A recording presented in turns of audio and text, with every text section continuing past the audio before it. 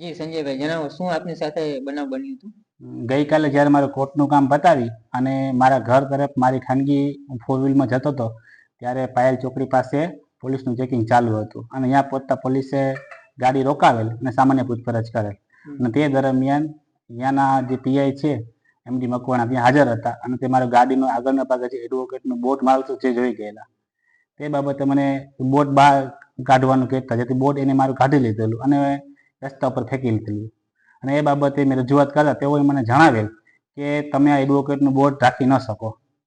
Okay, પછી આજે શું એસપી સાહેબને આવેદનપત્ર કે અરજી આપવા ગયા હતા, શું બન્યું? આ જે બાબત છે એ અત્યંત ગંભીર બાબત હોય અને એડવોકેટ સાથે અવારનવાર આવા પ્રકારના બનાવો બનતા હોય છે. જે ગંભીરતાની નોંધ લઈ આ બાબતે અમે હોદ્દેદારશ્રીઓનો તથા અન્ય સભ્યોનો સંપર્ક કરેલો અને આ બાબતે એસપી સાહેબને આવેદનપત્ર માટે આપવા માટેની તમામ એડવોકેટ સાથે મળી અને અમે કાર્યક્રમ નક્કી કરેલો. જી રોડ સાહેબ જણાવો, આજની શું ઘટના હતી, કઈ બાબતે આપ આવેદનપત્ર આપવા ગયા હતા? ગઈકાલે ડિસ્ટ્રિક્ટ બાર એસોસિએશન દેવભૂમિ દ્વારકાના સેક્રેટરી સંજયભાઈ માતંગ પોતાની ફોર વ્હીલ કાર લઈ અને જઈ રહ્યા હતા ત્યારે પાયલ ચોકડી પાસે પોલીસ દ્વારા આ ગાડી રોકાવવામાં આવેલ. નિયમ મુજબ જે કંઈ ચેકિંગ કરવાનું હતું એ ચેકિંગ કર્યું. ત્યારબાદ પીઆઈ મકવાણાના ધ્યાન ઉપર એડવોકેટ લખેલો એક સિમ્બોલ આવતા એમને તરત જ એ સિમ્બોલ લઈ અને આને સંજયભાઈને એવું જણાવેલ કે MB એક્ટની જોગવાઈ પ્રમાણે તમે આ ન રાખી શકો એમ કરી અને એને એ સિમ્બોલ છે એ રોડ ઉપર ફેંકી દીધેલ. જે અંગેની તુરત જ જાણ મને સંજયભાઈ ફોન દ્વારા કરતા મેં પણ સદર પોલીસ ઇન્સ્પેક્ટરનો તાત્કાલિક સંપર્ક કરવા પ્રયત્ન કરેલ, પરંતુ તેઓએ ફોનમાં વાત કરવાની ના પાડેલ.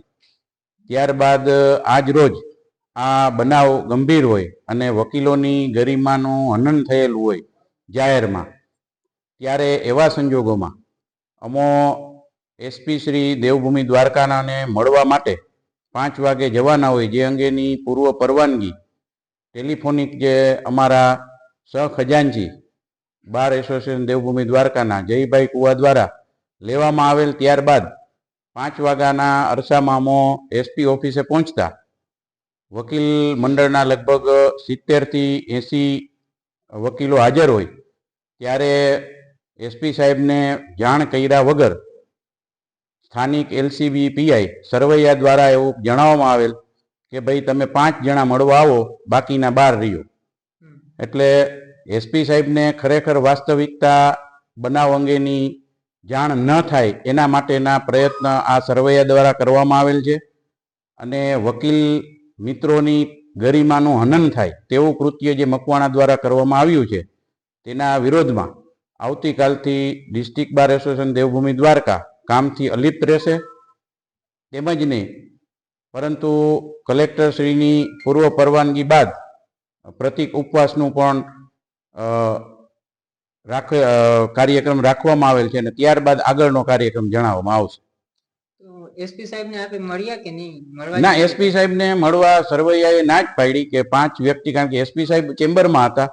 જ્યારે 70 થી 80 વકીલો શાંતિથી મળવા ગયેલા હોય ત્યારે આવું કૃત્ય, અને ત્યાં તમામ પોલીસ બહારની પણ બોલાવી લીધેલ હોય, સ્થાનિક પોલીસ પણ હાજર હોય, તેવા સંજોગોમાં એક તંગ દિલીપુરનું વાતાવરણ ઊભું કરવાનો પ્રયત્ન સરવૈયા દ્વારા કરવામાં આવેલ છે. તો આપને શું લાગે, વકીલો સાથે આવું થતું હોય મિસબિહેવ ને, તો આમ પ્રજાને તો અત્યારે કોઈ પ્રશ્ન જ ઉપસ્થિત નથી થતો.